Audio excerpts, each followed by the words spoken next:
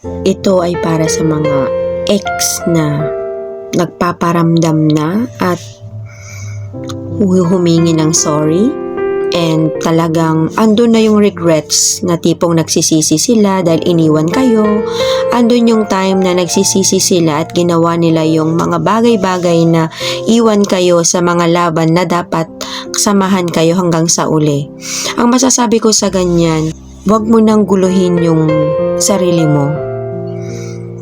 Yung kaya mong umusad, babalik kayo ulit sa mga araw na may kirot. Alam mo yung tipong nung araw na iniwasan nila kayo, sinisi nila kayo, nagmamakaawa kayo, hindi kayo pinapansin, worse is binlock pa kayo. Lagi nyong isipin na ngayon na wala na kayo at na kaya mong umusad araw-araw, na kaya mo nang mabuhay mag-isa. Isa lang tandaan mo, walang ibang dapat i-please dito kundi ang mga sarili ninyo. Hindi si ex, hindi si kamag-anak, hindi si nanay, si tatay, hindi si tita, hindi si best friend or sino pa dyan. Kailangan ninyong i-please yung sarili ninyo. I know na masakit, andun yung kirot, pero lagi nyong isipin na kaya rin ninyong kumain mag-isa, kaya nyong bumangon mag-isa, kaya nyong magpatuloy sa buhay na wala sila. I'm sure kakayanin mong umusad nang hindi sila kasama.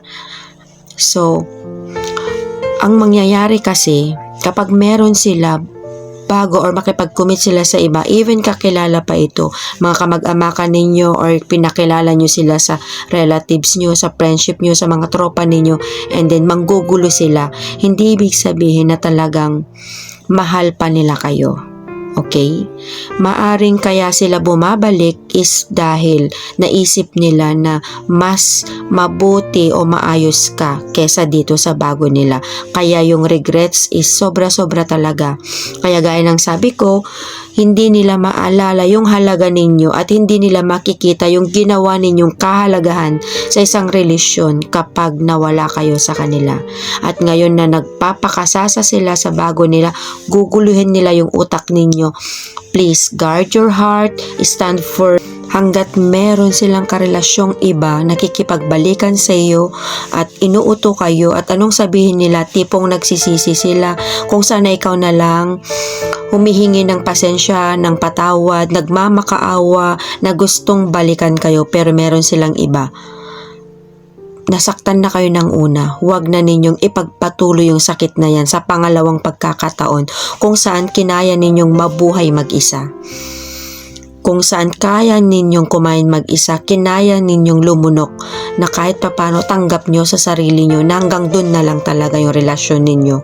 Na yung mga minahal ninyo is part na ng past, hindi na sila babalik at walang assurance na same pa rin sila yung dating minahal ninyo. At same din kayo sa past na naging kayo. Kasi again, may lamat na. Hindi na mabubuo yung basag na baso. Hanggang dun na lang talaga. Walang assurance na siya na yung dati na nakilala mo, na nakasama mo. Again, may lamat na.